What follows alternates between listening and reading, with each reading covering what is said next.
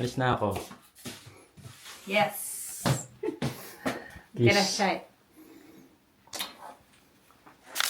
Magandang araw po. So dahil nandito na nga po ako uli sa Japan, ayan, balik trabaho na uli tayo. Bukod sa pamilya ko, na-miss ko rin ang trabaho ko siyempre. Habang nasa biyahe tayo, sagutin ko yung mga tanong nyo. Ayan, lalong-lalo na doon sa ating hair transplant experience. Ayan, maraming nagtatanong about dito. Isa na rin dyan yung kung magkano daw ba yung pagpapa-hair transplant. Sasagutin po natin yan.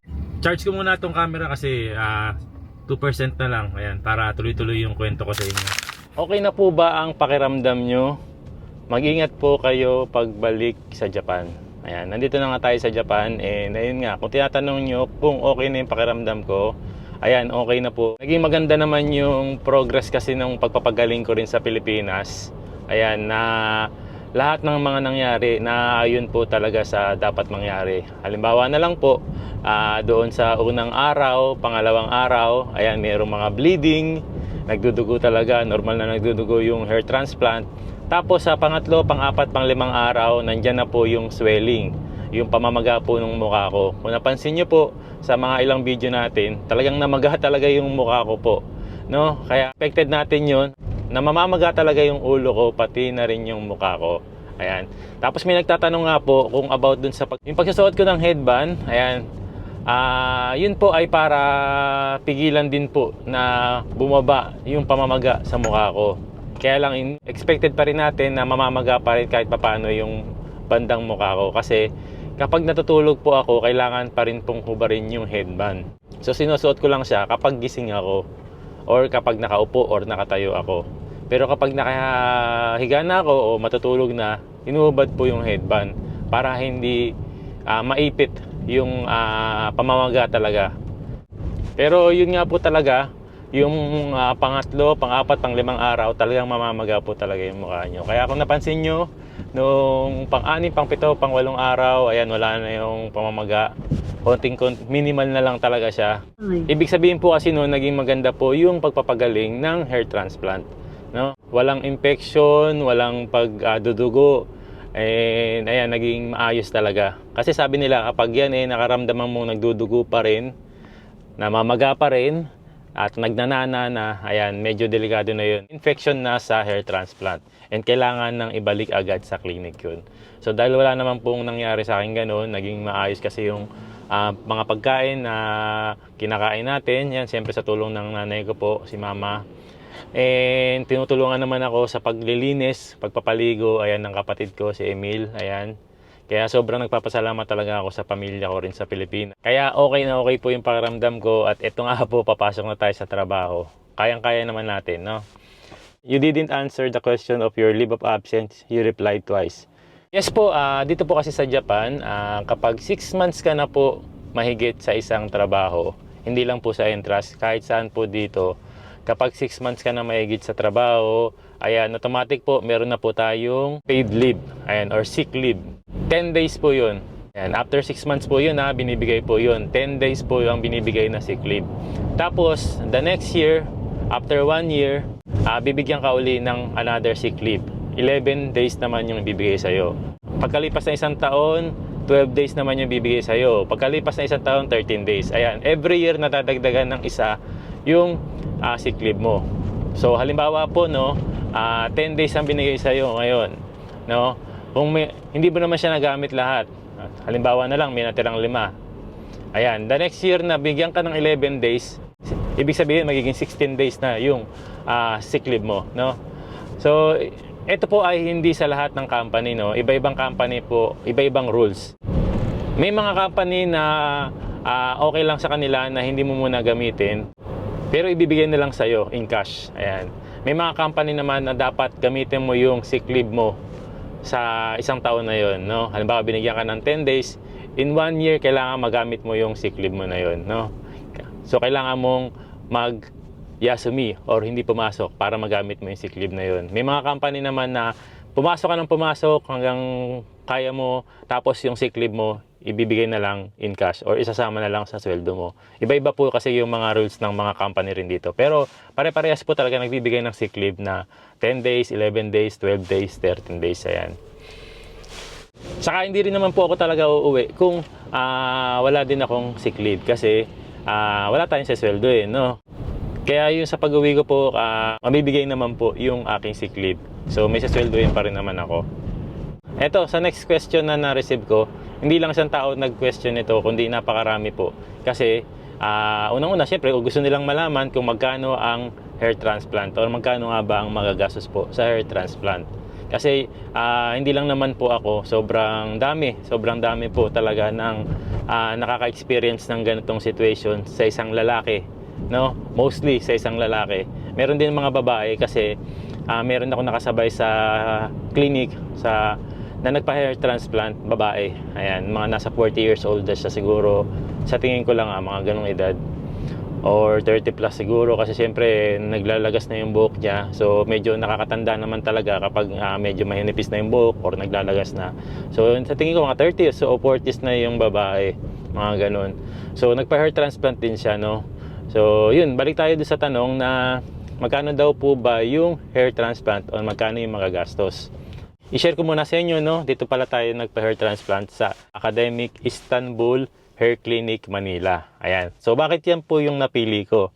Kasi isa sila sa mga trusted and legit na hair transplant clinic ngayon dito sa Pilipinas. Sa Pilipinas. Ayan. Bakit natin nasabi yun? Kasi sobrang daming nagpapa-hair transplant sa kanila kahit ibang mga vlogger. Ayan, sila, pangalan to, Steve Bansil. Ayan, doon din nagpa-hair transplant yan. Siyempre, magiging kwera ko, nagtanong ako, magkano po ang hair transplant sa inyo? Ang sabi sa akin, 250,000 pesos. Bago ako magtanong sa Academic Istanbul po, ayan, nagtanong na rin ako sa Turkey. More or less, 250,000 pesos din ang mga gastos. Kasama na ang mga pamasahe, ang accommodation, yung pag-stay mo sa Turkey. Tapos, sa Thailand, nagtanong na rin ako, medyo mas mahal pa nga sa Thailand. Tapos, mamamasahe ka pa. Baka sa Manila na lang ako.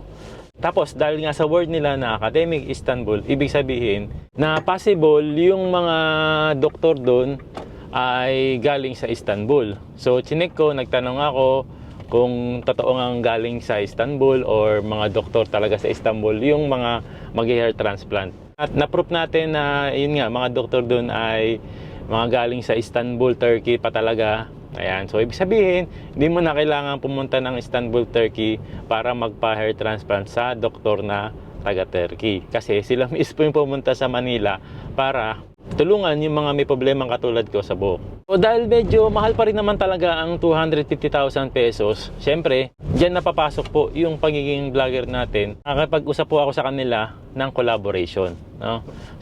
So sa collaboration, ayan, binigyan nila ako ng napakagandang offer. So, siyempre, dahil nga gusto natin, at yun ang napili ko talaga, Istanbul Academic Hair Clinic, Manila, sobrang blessings na nakipag-collab or binigyan ako ng magandang offer ng Academic Istanbul. Kaya naman talagang blessing para sa akin talaga yun, no? So, siyempre, para sa akin kasi yung 250,000 pesos, sobrang mahal po talaga nun. Kasi, hindi naman tayo mayaman. Kung sabi kong ganun, kung hindi makikipag-collab din sa akin, hindi rin ako tumuloy naman talaga. Kasi malaking halaga pa rin yung 250,000 pesos, no? Pero kung meron ka namang 250,000 pesos, wag ka na magdalawang isip, di ba? Kasi para sa'yo naman yung ipapagawa mo, para sa improvement ng sarili mo. Pero siyempre, iba-iba tayo ng paniniwala.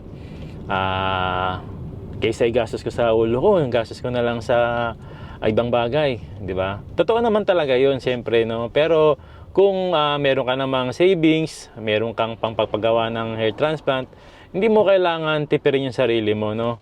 Iba-iba tayo ng kagustuhan sa buhay, no? Ang pinakamahalaga rito is i-respect natin yung bawat desisyon ng bawat isa. Halimbawa na lang, yung isang tao gustong magpa-rhinoplasty. Ayan. I-respect natin kasi desisyon niya yun, pera niya yun, and wala namang masama hanggat na hindi siya nakakaapak na ibang tao, hindi siya nanlalamang ng ibang tao. Hayaan lang natin sila, no? Sasabi pa nga sa akin ano ba yan na hindi ka masaya sa binigay sa'yo ng Diyos? Alam nyo, hindi sa pagiging hindi masaya ka sa binigay ng Diyos, improvement lang naman po ang habol natin. Sa mga katulad ko pala, no, na gustong mag-hair transplant o nagbabalak magpa-hair transplant, Kasi hindi lang naman ako nakaka-experience ng ganito. Sobrang dami po talaga, no. Ayan, message nyo lang ang Academic Istanbul Hair Clinic Manila, or message nyo si Miss Rhea or Miss Karen sa WhatsApp nila. Ayan, ito po yung WhatsApp number nila. Tapos sabihin nyo, mag-i-inquire po kayo. Napanood nyo po sa JP Noy Vlogs. Ayan, para mabigyan kayo ng malaking discount. Ayan, salamat po. Anyway, malapit na ako sa trabaho. Tatrabaho muna tayo, no? Share ko na rin sa inyo yung mangyayari sa trabaho ko ngayon. Ayan, para makita nyo kung ano yung trabaho ko dito sa Japan. Lalo na doon sa mga bago nating subscribers. Ayan, maraming salamat po, no? Sobrang daming nagsusubscribe ngayon. And maraming salamat po. So, nandito na nga kami ngayon sa isang house and lot property para sa house viewing ng aming bagong client na galing pa from Las Vegas. So, dahil nga ang trabaho ko ay sa real estate dito sa Japan, kung saan tumutulong sa kung gustong magkaroon ng bahay, brand new man ito or second hand or used house. Meron din mga reform house kung saan mga used house na inayos na talaga or renovate na talaga. So, ang gustong tignan ng ating client ngayon is mga bungalow type house. Kung saan may dalawa tayong option para sa kanila, isang reform house at meron din tayong option para sa kanila para sa brand new house. At isa rin to sa mga nagustuhan nila. Kaya naman sa mga kababayan natin na Japan resident or non-residents na gustong magkaroon ng sariling bahay dito sa Japan, ay mag-message lang kayo sa Entras Japan Homes Facebook page or tumawag kayo sa aming contact number para matulungan kayo sa proseso hanggang sa pagbigay ng susi ng sarili nyong bahay dito sa Japan.